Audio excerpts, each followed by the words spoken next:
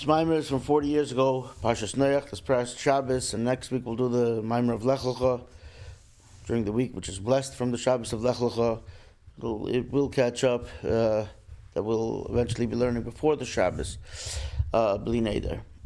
Now, this Maamar, just like it was this year, this past Shabbos was Rosh Chodesh, Friday and Shabbos, and this Maamar also entails a lot of things that are standalone points in their own right, and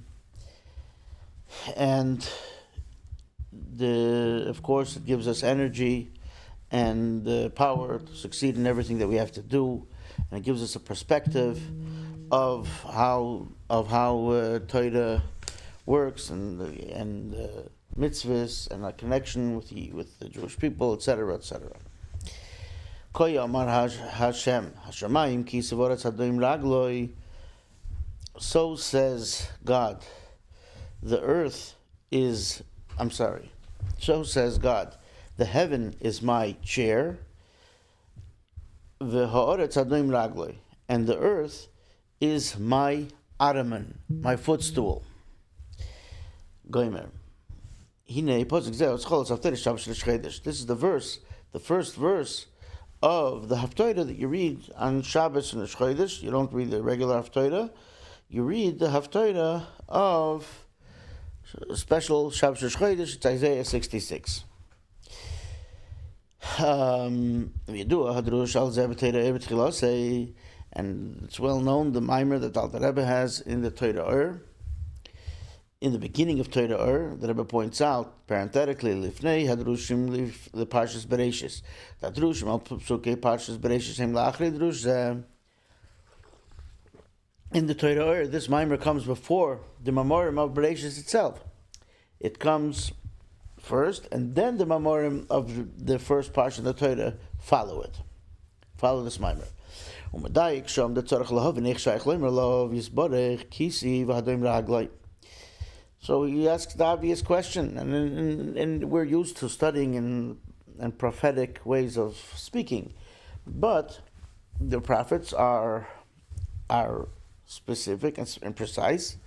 So how could God say, this is my chair, this is my footstool? We have to understand, how could God, may be blessed, speak about this is my chair, my foot, my ottoman. God is not a body that he needs a place where to be seated and a place to raise his feet, etc. And just in a more detailed fashion,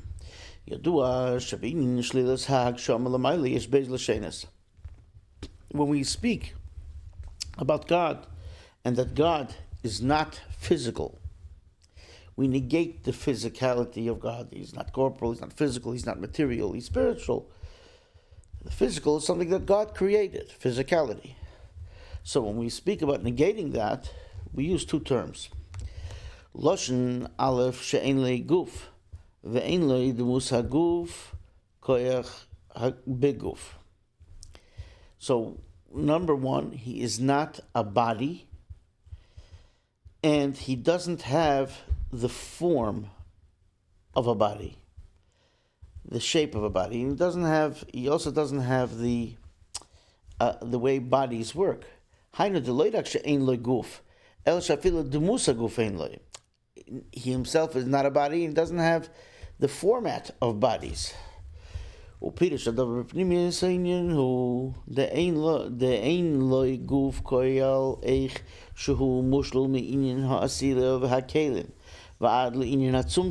when you say he's not a body, we're talking about the essence of God. That God is no connection with anything else. God is the essence of what God is.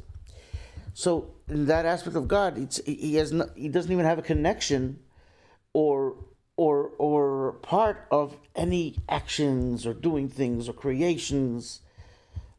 And to make the contraction called the tzimtzum, the constriction, and to start creating. There's God, the way God is in his essence. That's it. There's no. It's all relative to something that is new, that God created, that God made when He wanted to, whatever it was. But then there's God in His essence. He's not a body. He's not this. He's not this whole thing. The Einle Demusa Guf, and it says he doesn't have the format of a body.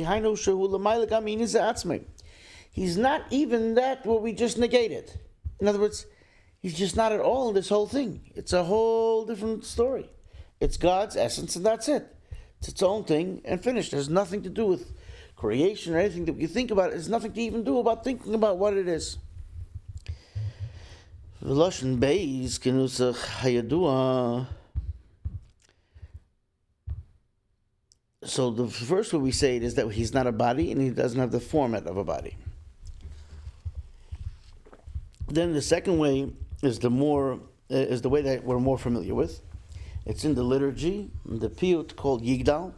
It's actually not in the Siddur, it's not in the Chabad Siddur as a prayer, because the Alter Rebbe didn't put it in as a form of prayer, but of course it's a very holy prayer. It's just not one that we say daily, and it wasn't put into the Siddur, but it's quoted vastly in Chassidus and elsewhere, just like many other things that Chassidus quotes. In other words, just because we don't say it, it's not for whatever reason the Alter Rebbe didn't put it into our Siddur, but it maintains its innate holiness and its message, etc. So in the poem and the piyut of Yigdal, many people say it after Adonai Olam, different times, so you may be familiar with it. So in that way we say it the opposite way that we said before. We say she'ein loy demus haguf ve'ein haguf. He doesn't have the format of a body and is not a body. Here the format would be a lower. Before we said a format of a body that he's not even involved in not having a body. Here we say that that's the lower level. He doesn't have the format of a body and not even a body. So we're going in a different perspective here. And the Tzemach Tzedek explains that the highest world of Atzilus is actually called the body, in a Kabbalistic form, of course. The subsequent three worlds, Bria, Yetzirah, and Asiyah, creation, formation, and action, with things that are made, that's called the format of a body. And as Chassidus explains elsewhere, and as it says also in the Zohar, when God says, let us create man in our image, in our form, the form, like our form, that's a reference to the three lower worlds. But no matter how you look at it, according to both these ways, but whatever it is, God doesn't have a body, doesn't have a form of a body. How does God say, this is my chair? Kis'ee shali v'hadoim raglai, my chair, my ottoman, my footstool. Ragli shali, raglai, my feet. God doesn't have feet. Now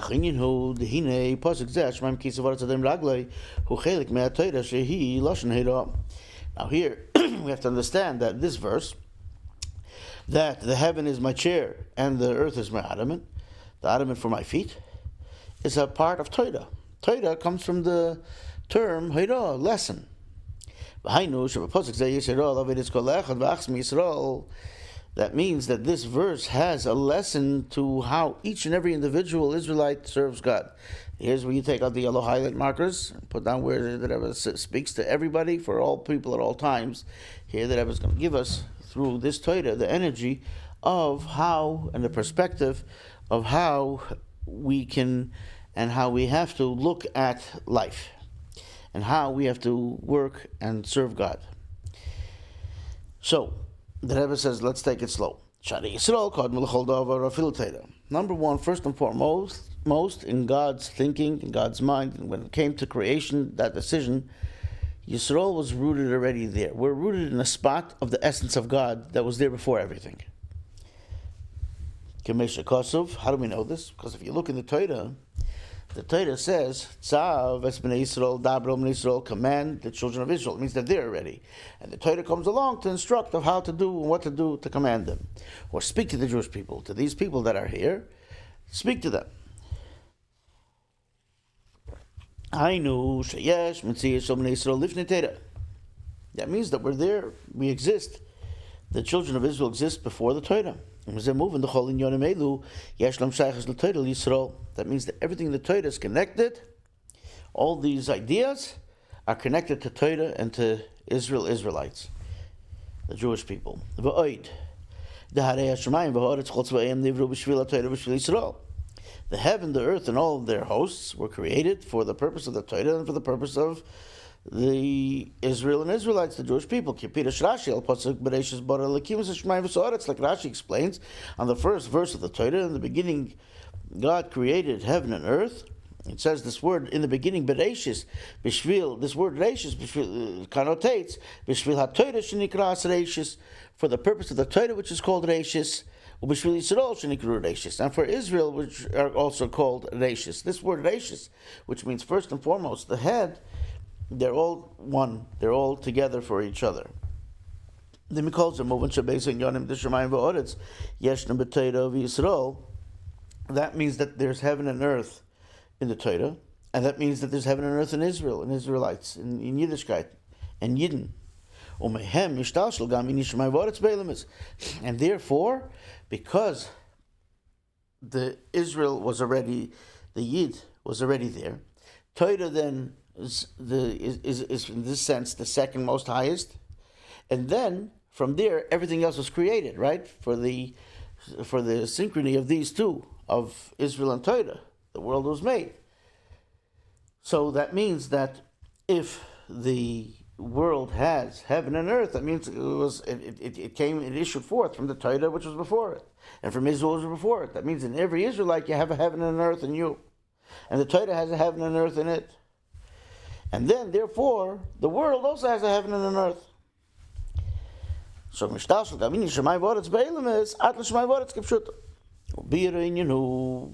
the explanation that Rebbe is going to explain. It's a profound thought. The Rebbe is saying that you have in yourself a heaven, you have in yourself an earth. You have it because the way you were originally had it, the way God has it, within Himself. Let's start with the fact that Torah is what we call heavenly, supernal, and Torah issues forth from heaven. And like the verse tells us in Jeremiah,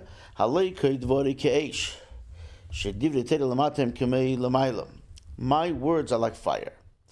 And the Talmud also explains that the words of Torah here are the way they are supernally, even though here they discuss, the Rebbe doesn't say this explicitly, but it says elsewhere.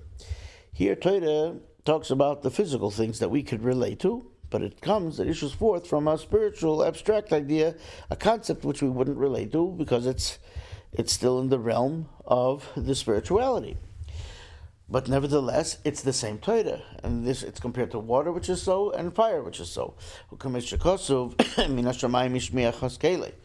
And like it says in the Torah, that from Moses tells the Jewish people, from heaven, God made you hear His voice when He gave the Torah. Excuse me. So,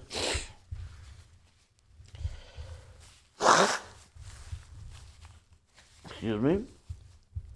So, min Hashamayim Yishmeach HaKoilei. Now, there in the Torah, it also says this is something which came with privilege and responsibility, but we'll talk about that another time. The Bazak Gufa based protein. There's two details here. Aleph Shatayre min Hashamayim, but this tells us the Torah is from heaven. Beis Shemin Hashamayim Yishmeach HaKoilei, and then God communicated with you, related to you from heaven. He made you hear His voice. Hainu shekmeishi b'shamayim he nishmas v'nimshechas la'aretz. The same way it is in heaven is how it is drawn forth and it flows down to earth. The only thing a person has to do is hear it, listen. And in more detail,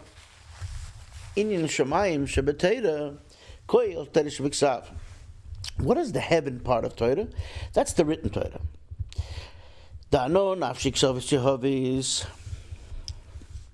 The first word of the Ten Commandments is Anoichi, which stands for, it's an acronym for, I have placed my soul in writing.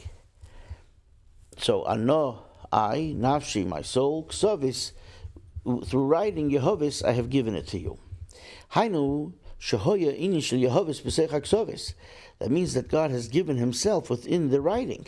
Hamshachas Elokus B'Teira. Then there's godliness in the Torah. That's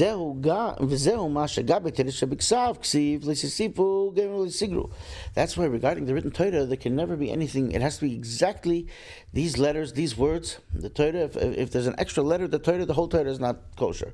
If there's missing a letter in the Torah, it's not kosher. You're not allowed to add a mitzvah, you're not allowed to decrease a mitzvah, you're not allowed to add anything. It is this precise, exact, specific thing. It comes here like it is supernally. Then what's the earth of Torah? If that's the heaven, that's the oral Torah. The oral Torah includes in it everything, every novelay, every new idea that somebody could even come up with in their understanding of the Torah. For all generations, a sharp, seasoned student can come up with understanding something, and that's how it is throughout the ages. That's also included, but in the oral Torah. It's something new that the student down here came up with. But according to the framework and the parameters with which the Torah can be expounded on, like we say every morning, the davening, there are 13 principles, and there are more principles actually in another way of looking at it. And within those parameters, those are the rules, how it's laid out for us to understand the Torah and how the rabbis through the ages taught it. To the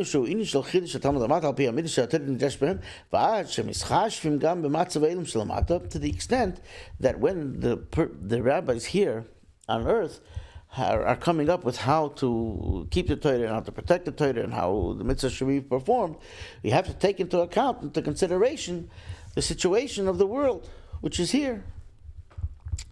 For instance, it says in the Gemara that we do not issue a decree on the community that they won't be able to fulfill. It has to be something that's doable. To the extent that there are certain things that because they instituted it and the people couldn't, it was abolished. It didn't stand because of this. So in other words, everything has to be according to how the world is, because it's a Torah within the world. And then, unfortunately, people could look at it the wrong way too. But that's why you have to keep within the parameters, within the framework of the principles with which the Torah is expounded upon. The whole zehu bechinas aretz yirid lamata. All this means earth, because earth is a descension, coming down.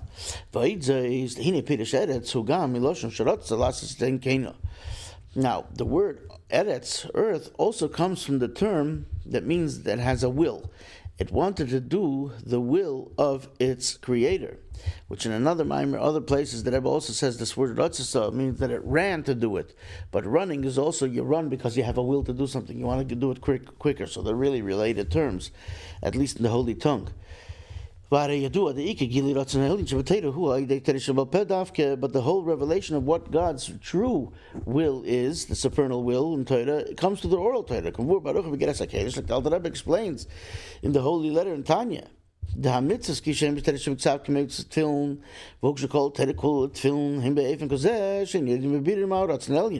mitzvahs, how they are in the written Torah, for instance, the mitzvah of tefillin, and the whole Torah is compared to tefillin. So the Rebbe says, he uses this as the example, they're written very vague. They're in a way that you wouldn't know clearly what is the supernal will.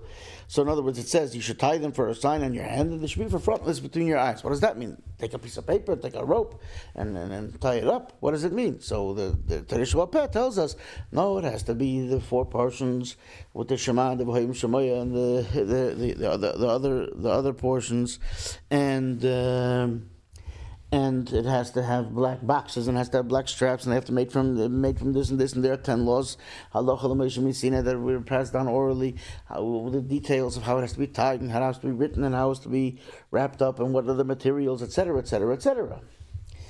So everyone's familiar with tefillin. So this passage in Shema says to tie it for a sign in your hands is a reference to this. So where did all those details come from? That comes from the Torah Sheba'al Peh. So, v'dafka the Torah Sheba'al Peh ha'mefaresh says the Torah Sheba'al. So specifically and particularly through the oral Torah, which explain the words of the written Torah, the will of the Creator, the supernal will, is revealed. So through the earth part of Torah, we have the revelation of what is the intent of the heavenly intent. And even more detailed, it's in the rulings of Torah. Because there's a discussion in the Talmud, and then there's a discussion, one way to look at it, maybe another possibility, and then the ruling. So the rulings is called the halacha sheb'Torah. Now the word halacha for Jewish law means halacha, but it really means to go. It's the way you have to go. It's not the way, it's not the station along the way, but this is the way you have to follow. So, the halacha amru v'havai imish halacha k'meisei.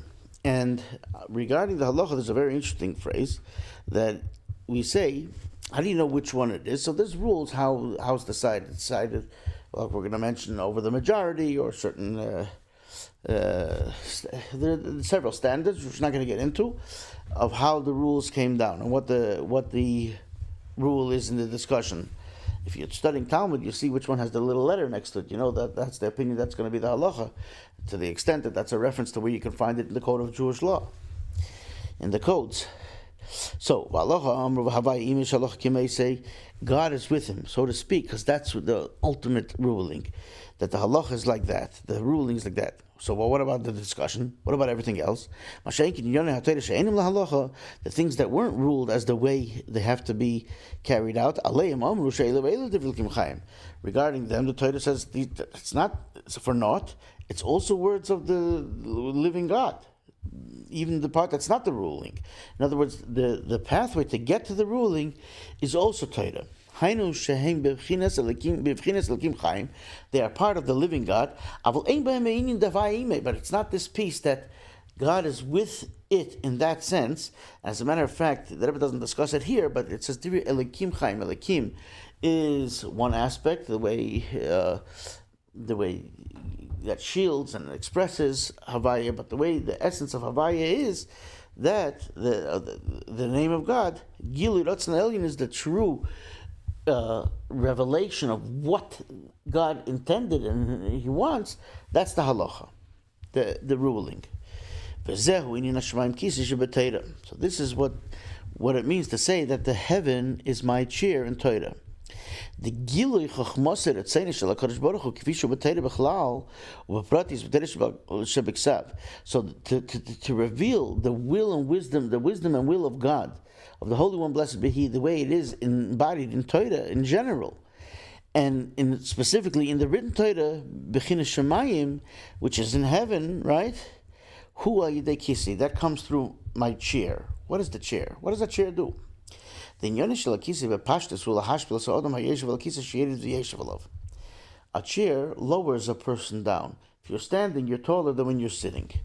So the chair, you get to the chair, and then you're lowered down. You're closer to not only the earth, but to resting, so to speak. And one lowers oneself to sit on the chair. So therefore, it's a descension in relation to what he was earlier when he was standing. The same thing supernally. The way godliness comes down in Torah is a descension. In Hebrew, the word for chair, Kis'ee, also has a connotation of kisui, which means cover. And if you look at the word itself and analyze it, the word Kis'ee is made up of 3 letters, Kaf, Samach, Aleph. So you could split that up and make it Kes Aleph. Case means a covering. Aleph of the Aleph, which is the reference to God. Shemachasa umaylam ala Aleph alufish leilam, that it covers up the Aleph, which is the word Aleph means aluf, alufish leilam, the general, the top of the world, meaning God. Ki kedei shetoch aliyas hayirida lamata hu yedei hahelim v'hes tadavka. In order for it to come down, there has to be a concealment, and it has to be, and this is a reference also to the way Torah here is not what it is in terms of. Not in terms of the idea that we have it. The idea is certainly they don't talk about the physical and material things that the Torah discusses. So that covers over on the real spiritual, abstract parts that are in the essence of God that He gives to us through the idea of Torah and creation, etc. So, so if the chair is the way the Torah is lowered, then it says the earth is the Araman, the footstool. What this means is that this level of earth, the oral Torah, that ultimately that reveals the vague passages of what is the true ruling of what. And that's how the oral Torah gives the details and the instructions of how to carry out all the things that are written in the Torah.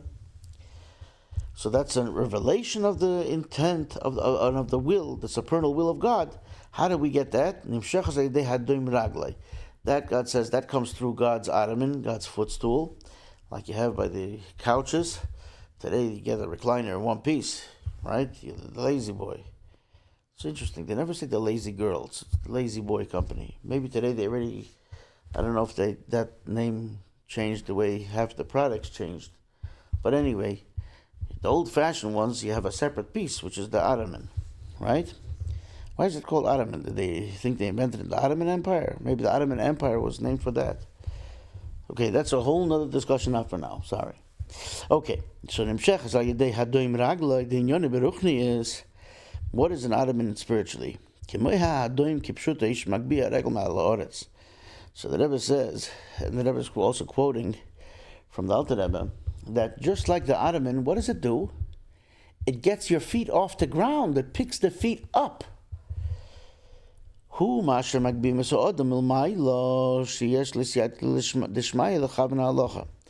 So, this is that. Remember, the person that was lowered from, that's like bringing down from above, and then you're lifting something from below.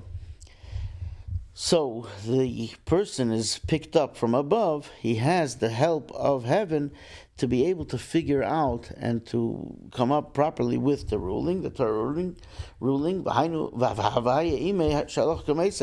And therefore God is with him. That's what the ruling is. You have both aspects.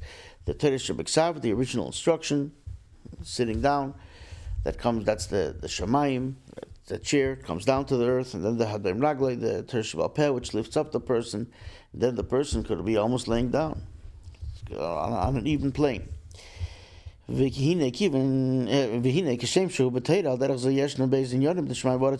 now we spoke about how there's heaven and earth in the Torah itself. In other words, just a brief recap. There's the part of Torah which is considered the written Torah, which they both symbolize something which is more supernal, which comes from heaven, so to speak. But then the way the heavenly part is the written Torah, the earthly part is the details, and that's the chair and the Ottoman. Now, how is that? The Rebbe will say in every Israelite.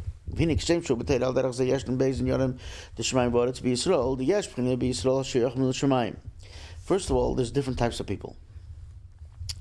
And then within people itself, there's the types of moods that we could be in. We could be like this person some of the time, and the other type of person another time. There are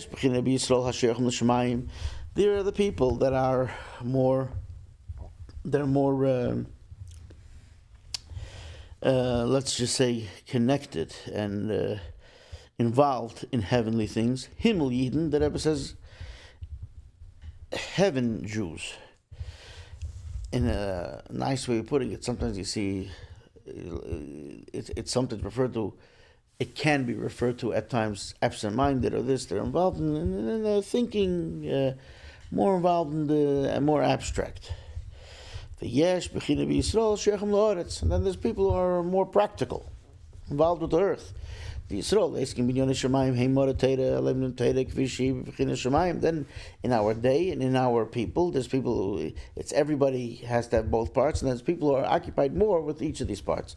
So those who are occupied with heavenly matters are the ones who study Torah, the masters of Torah, who study Torah like it's in heaven. That's their primary occupation. Then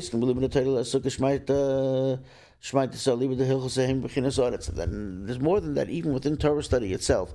Even within people who are occupied with learning Torah the whole time, there's the way you learn Torah, let's say Talmud and Chassidus, and then there's the Torah, the way you learn Jewish law, code of Jewish law. So then you're learning the Torah the way it is in the halachic rulings, not just the discussion up to get up to there. So let's say just in a yeshiva schedule you would have much of the time with studying Chassidus and then studying the Gemara and then a smaller amount of time is devoted to learning a little Shulchan Aruch, the code of Jewish law. And then sometimes at a later time when a person has to study, let's say, to get smicha and to learn more, people focus on the halacha part. So that's a separate thing. So here the Rebbe says, then there are those that learn each passage according to what the halacha will be. That's already the earth, practical, how it has to get done. The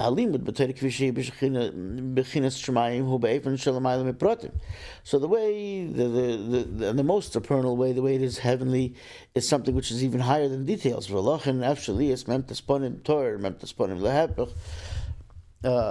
of course the Rebbe here doesn't mention the word, which is the opposite of pure. And actually in English, interestingly enough, we just say impure. But there is a word for that in Hebrew, which the Rebbe neglected to say when he said the Maamar, and he just said the opposite of pure. Now this is another this is a Gemara. This is a discussion in the Gemara and in Medrash, and where the passage, primarily in the Medrash, the passage says that the focus on let's read till the end here, and then we'll talk about it. So there are, but let's first say what it means. There's 49 ways to look at something and say it's pure, and 49 ways to say something which is the opposite. There wouldn't be a contradiction. How could there be so many things in one passage? How could you learn it so many ways? Because these are both ways, like we said earlier, it's part of the discussion, it's all godly. And the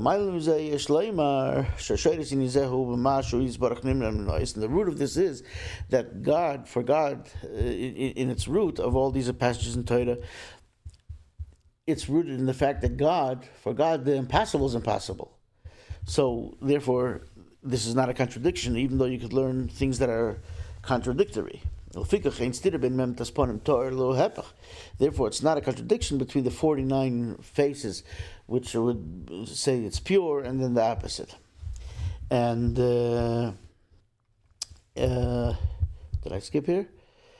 So the idea there in the Gemara is, I believe,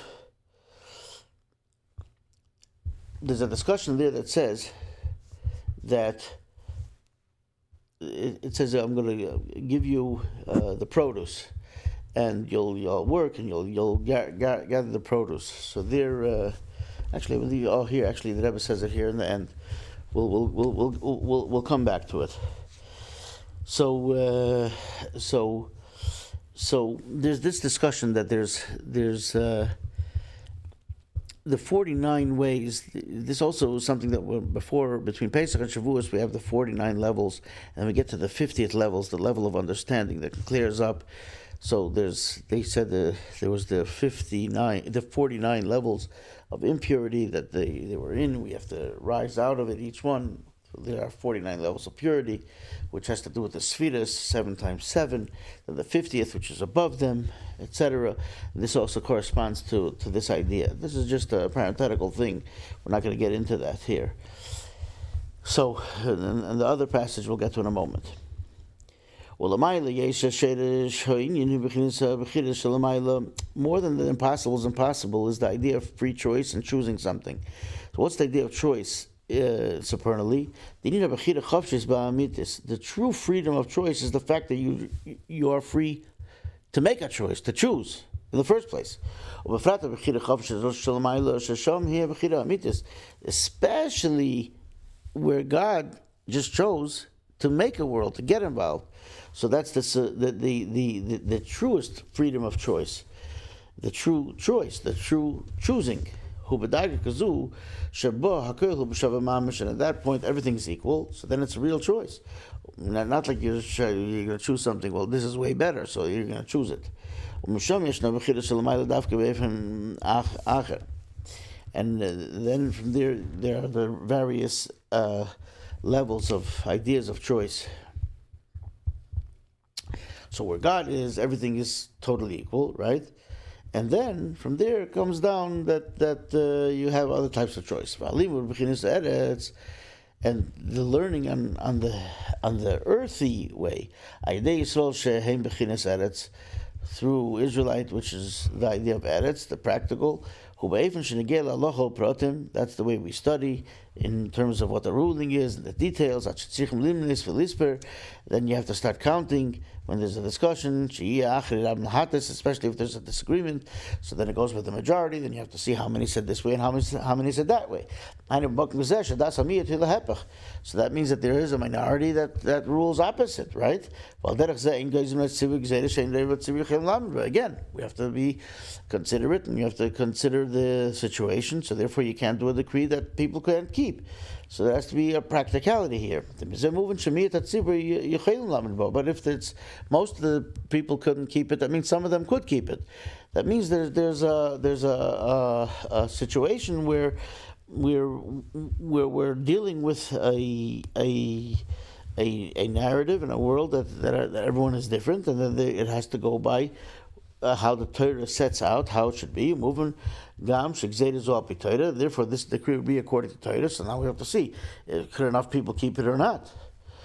Even it's already a piece in Torah. It's not the ruling yet, but because it's a discussion, it is Torah, and still we say that people wouldn't be able to keep it. So some of them could, but the majority couldn't keep it. But when they figure out if people could keep it, if it's decreed, then such a decree can be made. Therefore, we have to study Torah the way it is connected to the world, in the earth. Therefore, we have to see what are people up to. So if it's something that you say, let's say they say you can't eat any meat because we're worried about a certain nick that might be in a knife. No, that's not the way it works. It has to be something that people would be able to stick to. Okay, I'll just give you a small example. Here's the Rebbe gets into another Gemara that I was referring to earlier. So there's a discussion there that it says Vasafta deganecha in the Shema. You will right. God says if you keep my mitzvahs, I'll take care of your produce and you'll reap your produce. So the discussion is that Rabbi Shmuel said that if we do what we're supposed to do, we study some Torah, but then we work and we grow produce. And Rabbi Shimon Bar Yochai said, no, that this is there's other passages there in the Gemara too, but Rabbi Shimon Bar Yochai says, if we study Torah the whole time, others will take care of bringing us produce. And Rabbi Shmuel said, no, we have to take care of it and do it as God said. So the discussion there is that many did. The Gemara says, Rabbi Shmuel also be Adam. There many did like Rabbi Shmuel and it worked out. Now the Rebbe says, doesn't just say it worked out. The Yeshleimar, you take this to the bank. The Lashon also be Adam, the fact that it says it went up into their hands, in other words, it worked out. They were God-fearing, and they were able to carry out everything the way it should be. It doesn't say they succeeded. It says also. That means it went up. It ascended. Hu b'diuk is precise. This is an example of how the Rebbe points out everything in Gemara is exact. It doesn't just say hitzlichu, it says also. It means they elevated the world because they worked, they planted, they produced, and they were able to pray and study a little bit and pray a little bit and bring out the godliness in the world. Because they served God, like Rabbi Shmuel says, that you have to be involved in the world to be able to reap the produce. And that's what the Rebbe said. There is, of course, the Rebbe Shimon Bar Yochai, but he's on a different level. He was totally involved in Torah. And this is a lengthy discussion, but by then they were ascending because they were able to live their life like they're supposed to and elevate the world. It was an ascension. Also biyodam, they had it in the, like we say, it's in the bag. They had it. It went up and they had it in their hand. So now,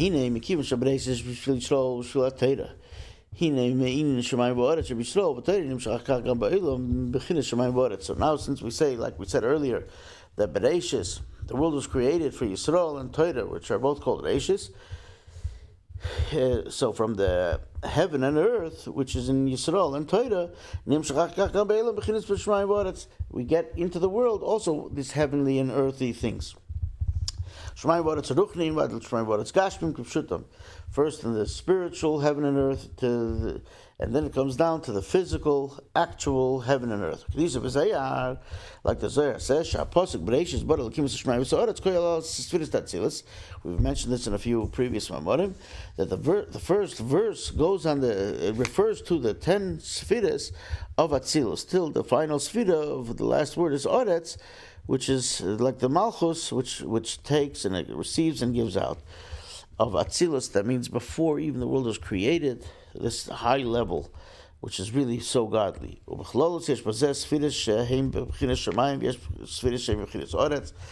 general sense, there's the heavenly within that itself, the first 3, and then the subsequent 7, which is considered the earth within that Atzilus itself, on that lofty level.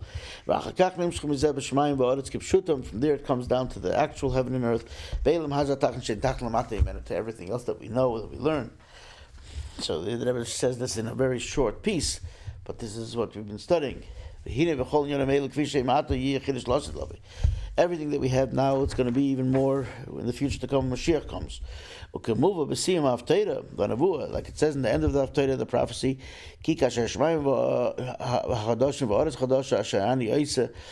like the heaven, the new heavens and the new earth that I'm going to make. Like the Alter Rebbe explains in Likutei Torah, in the end of Likutei Torah, Pasuk and on this verse, the Rebbe says that you can find a connection between the beginning of Torah and the end of Likutei Torah, which is on the 5 books and on Shirashirim and other things, but what's interesting here, which I just want to bring out, is that the Likutei Torah was really printed first, and it was, but nevertheless, the Torah which was done second, is on the first 2 Chumoshim, but it really starts, of course, from Torah, from Bereshis. And the Rebbe says the beginning and the end, just like everything in Torah, you have to connect the beginning and the end of everything. So and the end of everything is connected to its source and its beginning. It's a Kabbalistic concept in everything in life, and in Torah, the beginning and the end.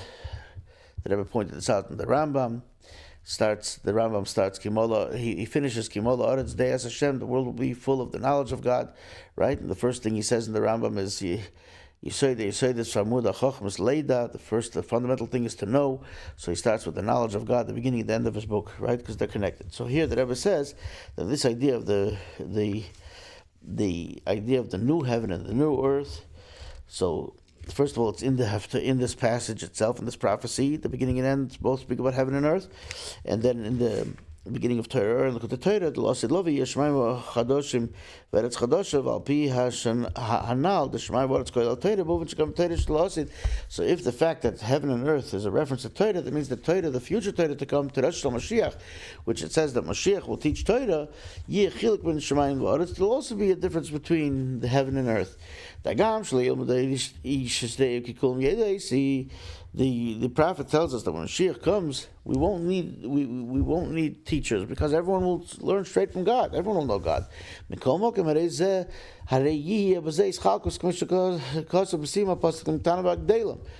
There will be differences in how you know, because it says from the smallest to the greatest. So therefore, there will still be variances. The difference between smaller and greater. That's the difference of heavenly way and earthly way. Over Torah, and this will be the navalei, the new thing. The Torah now is like just plain. It's really not in relation to the Torah when Mashiach comes. Everything will be on a new plane, a new understanding, and a total godly.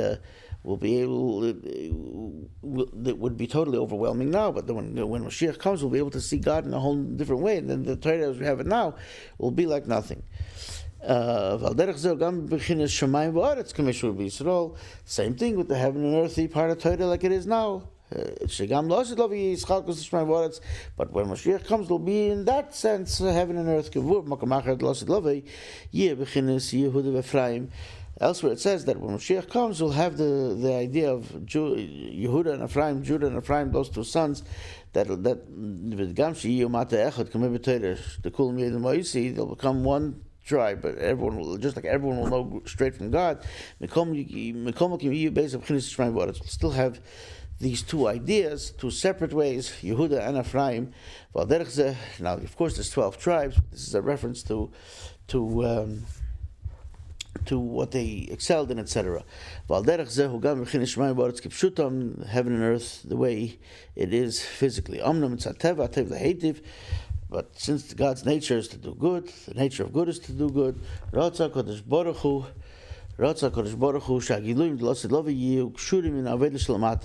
He wanted that the relation that will come in the future to come are connected to what we do here. We should own it. It should be something that we worked on.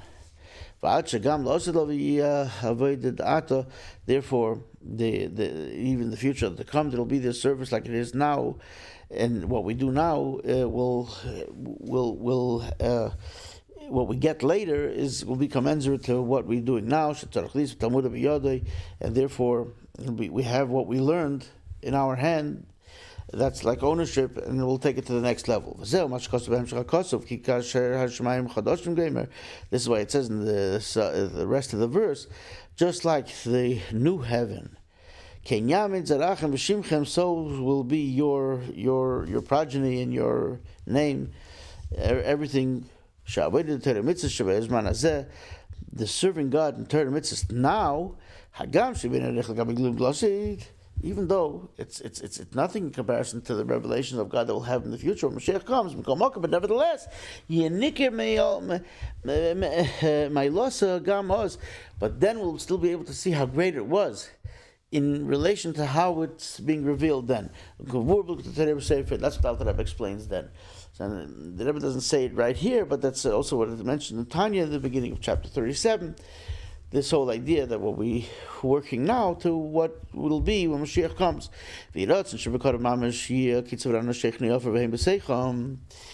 And maybe the will of God that speedily, very soon, there will be the fulfillment of the prophecy that those that dwell in dust will get up and rejoice, and they will be amongst them, the Rabbeim that taught all this. Then there